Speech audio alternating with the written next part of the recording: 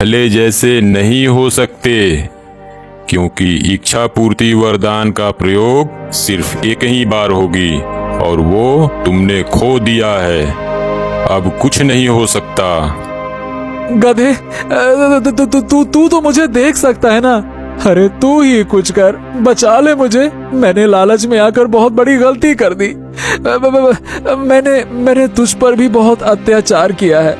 मुझे माफ कर दे गधे, और कैसे भी करके मुझे बचा ले, कृपया करके मुझे बचा ले। अपने मालिक के लिए इतना नहीं कर सकता। मालिक, जहाँ तक मैं जानता हूँ, आपने उस जिन्न से अभी अपनी तीसरी इच्छा नहीं मांगी है। अपनी इस तीसरी इच्छा से आप ठीक हो सकते हो।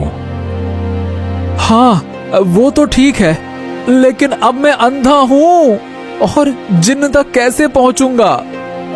कोई बात नहीं मालिक, आप मेरे पीठ पर बैठ जाइए, मैं आपको वहाँ तक ले चलता हूँ। गधे की बात सुन रामू गधे के पीठ पर बैठ जाता है। धीरे धीरे गधा उसे उस रहस्यमयी पेड़ तक ले जाता है। हे जिन, मुझसे बहुत बड़ी गलती हो गई। मैंने लालच में आकर अपने ही पैर पर कुल्हाड़ी मार ली। कृपया मेरी तीसरी इच्छा पूरी करके मुझे इस श्राप से मुक्त करो। रामू, देख लिया अपने लोभ का परिणाम। ज्यादा लालच में तुमने अपनी तीनों इच्छाएं खो दी।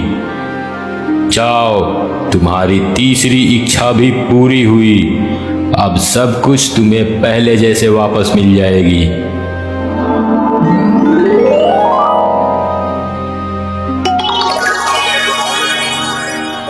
हाँ,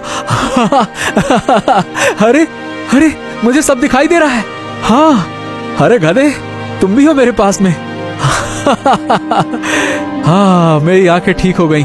अब मैं देख सकता हूँ। तुम्हारा बहुत बहुत धन्यवाद गधे।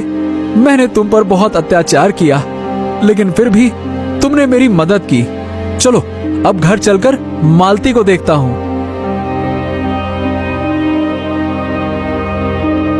रामू जब घर पहुंचा तो देखा कि सब कुछ बिल्कुल पहले की तरह हो गया है और उसकी पत्नी मालती सही सलामत घर के दरवाजे पर रामू के आने का इंतजार कर रही होती है। मालती, तुम ठीक हो? हाँ, मेरी जान में जान आई।